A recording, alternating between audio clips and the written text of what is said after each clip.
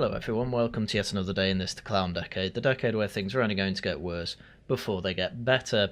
And if you want to keep up with all things Clown Decade, please do subscribe to the channel and of course become a channel member. Right, today, a little more serious this time. There has been just some flagrant and utterly ridiculous shenanigans going on within this government as if there weren't enough already. So we're just going to jump right into this. It's going to be quite information heavy because it's just another one of those stories that's unbelievable.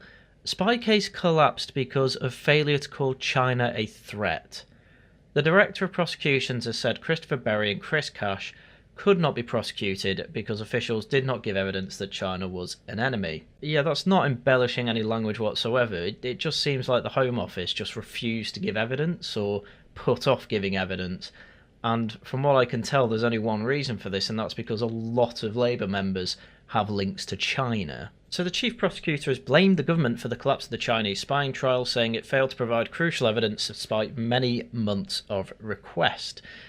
So despite the fact that the case has said, can you please give us a dossier of evidence to say that China is a threat so that we can move on with prosecuting these Chinese spies, the government dragged its feet. And whether that's because of incompetence or because they didn't want this case going through is exactly what we're going to go into. Either way, people need to get the sack. Stephen Parkinson, Director of Public Prosecution, said that the Crown Prosecution Service tried repeatedly to get witness statements from officials that would have shown China as a threat to national security. Okay, well, I would agree, yeah, they are a threat to national security, so yes, the government should be giving evidence on that, but they didn't. Parkinson said that the statements were needed to secure convictions under the Official Secrets Act against Chris Berry and Chris Cash, who were accused of passing secrets to Beijing. Deflecting blame back to the government after days of intense scrutiny, he said the case collapsed when prosecutors realised this evidence would not be forthcoming.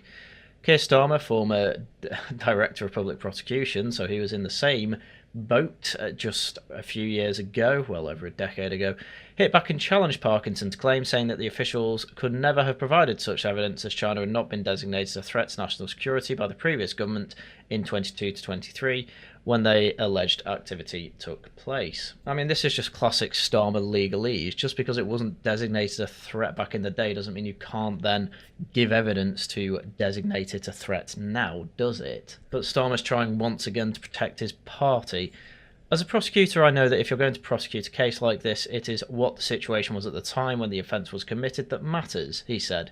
You can't change the situation afterward and then prosecute people on the basis of a changed situation. Okay, but that does not excuse refusing to give evidence in this case, does it? That's a completely different argument, Sir Keir.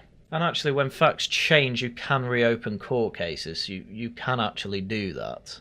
A Cabinet Office source said that the position of Matthew Collins, the Deputy National Security Advisor, who would have given evidence at the trial, had been consistent throughout, and he has never wavered. Well, I mean, that's contextual, isn't it? Do you mean never wavered in terms of doing China's bidding? Because I don't think you mean never wavered in terms of he gave evidence when asked, because clearly that hasn't happened. They said that at the time of the offence had been committed, China had not been designated a threat to national security, and this could not have been changed retrospectively. We couldn't provide them with any evidence that contradicted the government's position at the time, they said. If we had, it would not have withstood any kind of scrutiny. Isn't that just even more reason to give them the evidence, though? What are you talking about? The case was set for trial this week, but collapsed last month, and not guilty verdicts were entered. Cash and Berry, who previously taught together in China, have both strenuously denied wrongdoing. I mean, it is just incredible that giving any sort of intelligence to any other, even allied state, without authorization surely must lead to some sort of conviction, but they've managed to avoid it here. I've managed to avoid it because they weren't a threat at the time. And I understand the logic of, well, they weren't a threat at the time, so you can't have them done under the same laws as if they were at the time. I do understand the line of reasoning. However, if they have been passing state secrets over to the Chinese, even if they weren't a threat, surely that still has to have them done under some sort of law. Otherwise, why do you have state secrets at all if you're just free to give them to any other country's officials? So it could just be a case that the State Secrets Act, or the Official Secrets Act I think it is, isn't fit for purpose. Their lawyers have said that had there been a trial, it would have become clear that there was no case to answer. The defence also intended to attack the notion that China was an enemy, a requirement to bring charges on the Official Secrets Act. It's just incredible, isn't it? Oh, we didn't have a trial, but even if we did have a trial, we would have won. Okay, well, pass on the evidence that China is a threat then, government. Oh, you avoided doing that. I wonder why that is. Well, we'll get into that too. Until yesterday, the CPS have refused to explain the collapse except to cite evidential failings. Great. This has led to claims by some MPs that Starmer had deliberately tried to collapse the trial by changing the government's evidence. They suggested that this had been done to avoid jeopardising ministers' efforts to improve relations with Beijing, something Downing Street categorically denied, but something we know that is going on. In a letter to the chairman of the Home Affairs Select Committee yesterday, Parkinson reiterated that it was a correct decision to charge Cash and Berry under the Official Secrets Act in April last year. However, he said that the CPS reviewed its evidence after a High Court judgment 2 months later in the case of 5 Bulgarian citizens ultimately found guilty of operating a Russian spy ring. Senior judges ruled that to meet the enemy requirement of the Official State Secrets Act, prosecutors needed to provide proof that Russia was a state which presently poses an active threat to the UK's national security. Parkinson said the prosecutors had judged that this threshold could not be met in the China spying case and had asked the government for further evidence. Efforts to obtain that evidence were made over many months, but notwithstanding the fact that further witness statements were provided, none of these statements that at the time of the offence China represented a threat to national security. He said by late August 2025 it was realised that this evidence would not be forthcoming. When it became apparent this case could not proceed. Parkinson's letter created a more scepticism among MPs who had been due to give evidence against Cash and had been critical of the decision to drop the prosecution. Alicia Kearns said the letter raised more questions than answers. She said that prosecutors must have known before the High Court judgment that the definition of enemy would involve a threat to security. She pointed out that in 2022, Ken McCallan, who was head of the MI5 at the time, gave a joint press conference with Christopher Wray, the FBI director, warning that China was the biggest long-term threat to national security. And if that's not good enough to deem China as a threat, I have absolutely no idea what is. The head of MI5 literally gave a speech about China being the biggest threat and the highest caseload for intelligence officers. If MI5 is willing to say that, why not security officials? Very good question. Which, if you're losing track of all this, what effectively happened is that during this case, the main defence was, oh, well, we've never defined China as a threat, therefore how can you do them under the Official Secrets Act? And so the judge said, well, clearly there is a chance that it could be within threshold. Let's get evidence from the government, and the government effectively dragged their heels. And ultimately the judge saw that, well, they're never going to give this evidence, so there's literally nothing I can do. And obviously lots of backbenchers along with opposition MPs are now saying, how the hell has this happened? And something I don't really have an answer to at the moment is why can't opposition MPs give evidence, given that most of the cabinet were in cabinet of the last government? Answer, I don't know, but this is very much looking like some people are up to Chinese tricks within the current government that we have sitting. We have literal Chinese spies that go all the way to the top. That is what this looks like. Anyway, to finish off this article, Luke de Pulford, Executive Director of the Interparliamentary Alliance on China, said all they needed was the government to say China was a national security threat. It's incomprehensible that they were unable to provide evidence for something so utterly obvious that even the head of the Secret Intelligence Service has been screaming it from the rooftops. Security sources were also bemused. One said, the DPP's letter does not make sense. The High Court judgment made it easier, not harder, to prove China was the enemy. That's the other thing about this case. The clarification on the 2022 case was, oh, yeah, the level to show China as a threat was too high. I'm going to make it easier and in line with saying that Russia is an enemy, i.e. you don't need direct attacks, you just need evidence that they are up to tricks against us, which obviously we had. When the charges were dropped last month, Henry Baxland, KC for Cash, said that his clients were entirely innocent and should have been congratulated rather than prosecuted for his work, exposing risks posed by China. Sorry, they gave them official documentation that not even the citizens of this country are allowed to see. What are you talking about? Armstrong's solicitors for Berry said that they did not understand why the prosecution was brought, that he had never had access to classified information, and that he had not harboured any pro-Chinese political sympathies. Well, you could have defended that in court, but you can't now because for some reason the government's on your side and did not want to, for some reason, prove that China was a threat to national security, despite the fact that MI5 are happy to say that they are. Joke country, honestly. Again, just to go through how absolutely ridiculous this all is. So we obviously need to nail down the details of what actually happened in this case. So in March 2023, Chris Cash, a parliamentary researcher working for the Tory MP Alicia Kearns in the House of Commons, and Christopher Berry, a business consultant, were arrested under the Official Secrets Act for, obviously, spying for China. And at the time, Kearns was chair of the China Research Group, which represents MPs who are highly critical of Beijing and who are lobbying the government to take a tougher stance on the regime.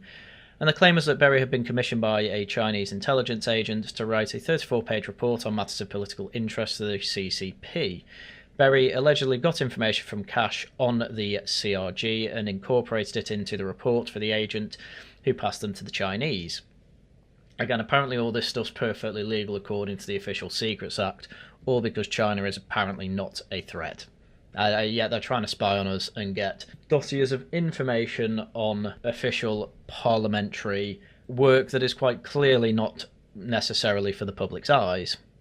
How's that not breaking the State Official Secrets Act? Because for some reason the Tories didn't claim that China was a threat at the time either, which obviously they should have done. So the Tories don't get away with this either, by the way. They're both just awful. The information was said to have been sensitive rather than classified, including that it had been claimed details about a trip by Foreign Affairs Committee to Taiwan in 2022, and this could potentially have allowed the Chinese to bug the delegation. A year after the arrest, the two men were charged under the Act in April 2024 with providing Beijing with information potentially prejudicial to the safety of the United Kingdom, and obviously they denied the allegations. So even before, when the lawyers were saying, oh, they never had access to classified information, this wasn't about classified information, this was about sensitive information and a relatively secret delegation being sent to Taiwan, obviously for diplomatic reasons, and obviously they didn't want the Chinese knowing. And yet the Chinese got the information on it. Yeah, these two people should obviously be in jail, but they'll be free to leave because we have a government that is ultimately working against you and me. Anyway, this has resulted in the Speaker and other senior politicians being incredibly peeved at the government because, as Sir Lindsay Hoyle, the Speaker of the House, said, they had failed to hold Cash and Berry to account, and it leaves the door open to foreign actors trying to spy on the House, which obviously you can't have. He added, I'm very unhappy, Speaker, with what happened. This is Stephen Parkinson, the Director for Public Prosecutions. The fact that it had taken 2 years until today for somebody to withdraw this case is not good enough. Cash and Berry said they were innocent and the case should never have been brought to court. Well, good for them, but it obviously should have. Sorry, I don't know why we're trying to act innocent when we are handing over sensitive information to Chinese agents. Obviously, you risk jail for that. But at this point, you may be wondering, well, why was the government dragging its heels? Well, earlier this week, the Sunday Times reported that Jonathan Powell, Starmer's national security advisor, had been involved in a decision that led to the collapse of the trial. He was alleged to have said that the government would not say in public that China was an enemy of the UK, a threshold that would have been reached to successfully prosecute Cash and Berry. So ultimately, there was a ministerial decision to never refer to China as an enemy or a threat. Because if they did that, then what excuse do they have for not giving evidence over to the CPS that could lead to them being found guilty? So why does this Jonathan Powell position matter? Well, the allegation is that Powell, who was a political appointment by Starmer, had deliberately sabotaged the trial to maintain good relations with China. The government is desperate for Chinese investment in the United Kingdom, and the Prime Minister is due to visit Beijing next year. The suspicion was that the government did not want to embarrass the Chinese by allowing a trial that would have exposed their spying in the UK to go ahead, and this has been categorically denied by the government because it just sounds so absolutely howlingly moronic. Because what is actually slightly more likely is that Jonathan Powell is a Chinese sympathiser. Because as the Daily Mail reports, Jonathan Powell, Keir Starmer's national security advisor, was a fellow of the 48 Group, a lobby club found by British communists which allegedly grooms British politicians and business leaders to fall under the sway of China's Communist Party. Sources pointed the finger at Mr. Powell for the government's failure to state that China represented a threat on the national security, an omission which the Director of Public Prosecutions has said led them to the collapse of last month's trial of Craig Cash. No, not Craig Cash, Chris Cash. We're not talking about the guy that wrote The Royal Family and does the voiceover for Gogglebox. We're talking about a spy for China, and Christopher Berry, on alleged spy for China, on charges of passing secrets to China between 2021 and 2023. Both men were formally declared not guilty and deny any wrongdoing. So you can't even say allegedly anymore. They didn't spy for China at all. However, it's because a Chinese lobbyist decided not to give any sort of information over to the court for the trial. Why is that? Because he's groomed to be under the sway of the Chinese Communist Party, as he was in a lobby group that did exactly that. And this is well known enough that Starmer now has pressure on him to actually sack his national security advisor for being too close to China. Jonathan Powell faces mounting scrutiny over his relationship with Beijing after a Chinese spy trial collapsed last month. Before entering number 10, Powell made several visits to China, including one in which he met the most senior diplomat, and said Britain wanted to enhance its relationship with Beijing in pursuit of a stable, practical and long-term partnership. One cabinet minister said Powell was too soft on China and risked undermining British security interests. I'm concerned that a narrative builds up that we are not strong enough on China, they said. Our strategic approach to China under Powell is a little bit fuzzy. He has become almost like a cabinet minister that the focus on him and his policy positions, which is never really a great situation to be in as a non-elected official. Another said Powell had become a lightning rod for critics of the government's approach to China and needed to be replaced. It feels difficult for him to carry on, they said, because all future decisions over China will be scrutinised more thanks to Powell's previous engagement with Beijing, let alone the fact that he was part of a lobbying group that specifically lobbied to get people under the influence of China. And from absolutely every interview I've heard on this on Times Radio and the Daily Telegraph and elsewhere, this is basically already an untenable position that, if it were any other government, would absolutely collapse. The government as we know it, but this isn't happening here because Starmer really needs to not have any more reshuffles, because they've been out of political capital since week 2, but now we're into the second year, and I've never known a government this bad. I've never known one this bad. Tory corruption would typically mean enriching their friends somehow, whether it's throwing a whole bunch of migrants into hotels that make their rich hotel owner friends happy, whether it's Dame Michelle Mone for setting up a PPE company where she had absolutely no experience in it and managing to get absolutely every government PPE contract. What I'm saying is, when it is a Tory scandal, it's usually not a scandal that largely involves a risk to British national security, unless obviously it's to do with mass migration, but ignoring that, they are at least not abiding and abetting and aiding an enemy state. At least we can say that. At least they don't pass that basic bar. Labour, just over a year in, not even managed that. The third minister said that Powell was from a different era when China had been seen as less of a threat to UK's vital national interests. He thinks you can ride both horses, they said, that you can have the economic benefit of the relationship with China while managing the security risk. You can't, and he's wrong, and they are completely entwined because China takes a whole-state approach, and that isn't sustainable. The trial of Craig Cash and Christopher Berry on charges of passing secrets to China collapsed last month, and both men, who had both denied wrongdoing, were formally declared not guilty, and the director of the the Director of Public Prosecution said the CPS asked repeatedly for the government to state that at the time of the offence China represented a threat to national security. Again, though, why didn't the Tories do this? Why didn't the Tories already declare them a threat to national security? The answer really is because they were reliant on Chinese investment for our infrastructure. An awful lot of our 5G towers are Huawei. Obviously, there's been a government-mandated ban since then, but you can understand why the Tories didn't deem them either. Again, while I said before that at least their scandals mostly don't involve appeasing a threat to national security, that doesn't mean that they never did it. And they did it out of purely economic interests, which doesn't make it any better, mind. But again, at least they're not vindictive about the whole thing. Anyway, the US obviously isn't happy with this whole state of affairs, because they have their own Chinese spy network problem.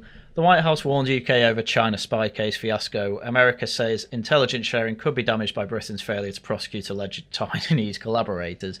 In other words, we literally now cannot intelligence share with the US because the US think we're just going to pass it on to China. And with this case, why wouldn't they think that? So the White House has warned Sir Keir Starmer that failure to prosecute 2 alleged Chinese spies risks undermining the special relationship and could threaten intelligence sharing between Britain and the US. Trump is understood to be growingly concerned about the UK's reliability after charges were dropped against 2 Britons accused of spying for Beijing. The case against Chris Cash, 30, a former parliamentary researcher, and Chris Berry, an academic, collapsed last month after the government failed to provide evidence. We know all this. Senior Trump admin official said the US has been warning allies about the Chinese threat to our combined national security since President Trump first came into office in 2017. The US government exercises extreme caution in sharing information with foreign governments subject to adversarial concern and influence.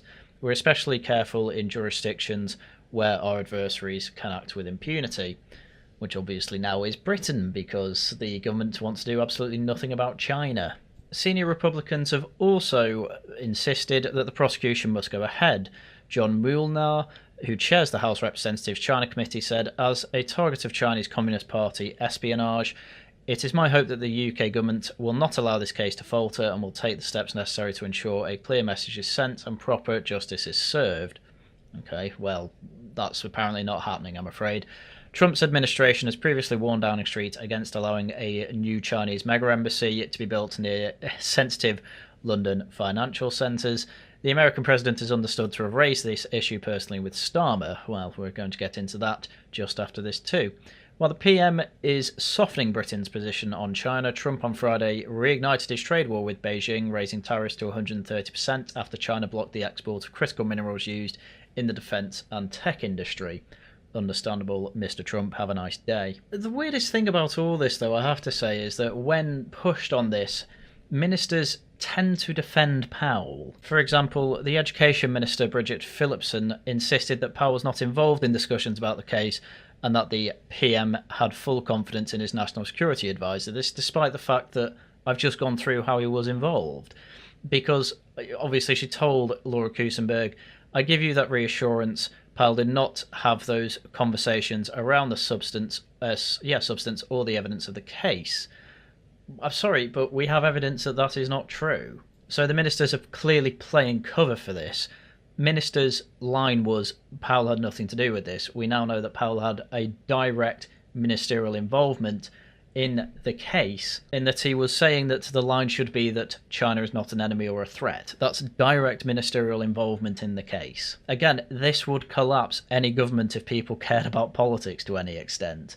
But people are so used to the catastrophe that is this Labour government, no one really has the urge to do it. We're just all kind of walking through while things get worse. It's things like this that can cause an early election, because why would backbenchers want to be part of a party that is kowtowing to China unless they're communist? Which I know there are an awful lot of Labour MPs that probably are communist, but it's not all of them, and I'm not even sure if it's the majority of them. Anyway, the Chinese super embassy has been assured that progress is continuing in London.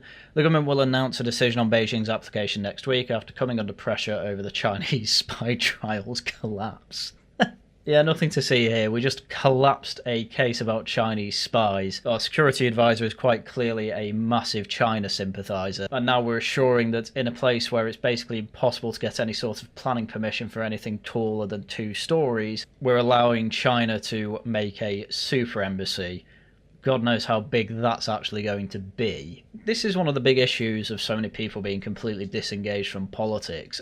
The most obvious this government is run by China stories are going on at the moment, and nobody seems to want to call for resignations. Aside, obviously, from the people in the Westminster bubble, and even then, it's all very cynical. That's just to try and damage the government rather than actually hold British interests at heart.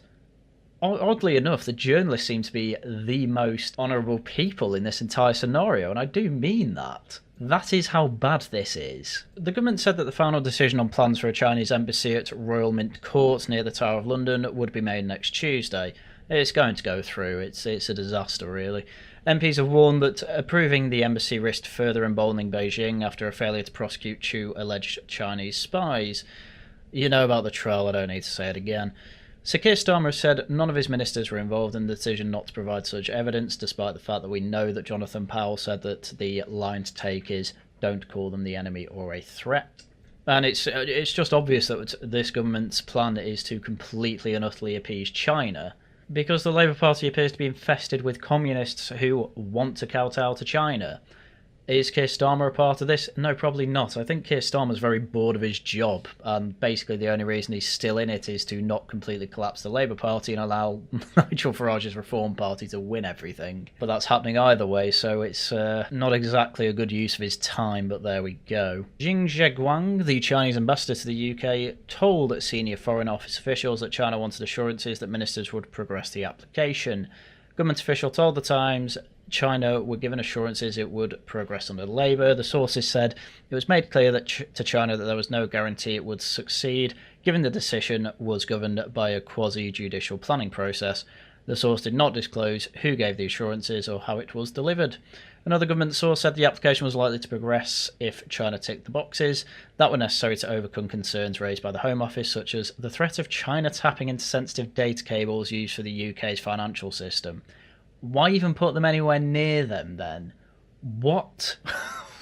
We want to be assured that China won't tap into our cables. Yeah, man. Just trust them at their word, I guess. Sources said the Foreign Office was keen from a diplomatic point of view and certainly expressed that. Sources close to David Lammy, who was Foreign Secretary from July 24 until last month, said he had always made it clear, in public and private, with the Chinese, that the decision over the embassy would be independently made by the Ministry of Housing, Communities and Local Government. Oh my god, that's definitely going to be full of communists. And the embassy story just gets worse. President Xi raised the issue directly with Starmer in their first phone call in October 24. The planning decision for the embassy was called in by then Housing Secretary Angela Rayner under powers to intervene on applications containing national significance. A month later, Starmer met Xi at the G20 summit in Brazil and told him, "You raised the Chinese embassy building in London when we spoke on the telephone. We have since taken action by calling in that application." And Steve Reed, the Housing Secretary, has received the official report and recommendation from the Independent Planning Inspector. The department confirmed on Sunday that a decision will be made before October 21.